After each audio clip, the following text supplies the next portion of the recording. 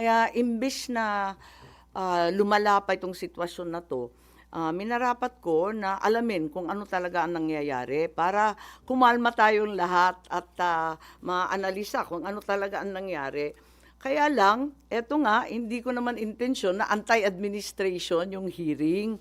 As a matter of fact, kung maaalala ninyo, halos lahat ng testigo galing gobyerno. Hindi ko naman alam yung mga sagot nila. Kaya nga ako nagtatanong kasi hindi ko alam yung sagot. Malay ko ba kung anong sasagutin nila?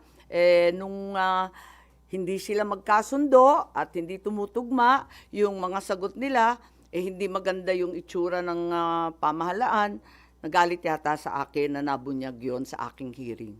Sino nagalit? So, Po. can we say, ma'am, na parang nasira ang relasyon niyo ng presidente because of that?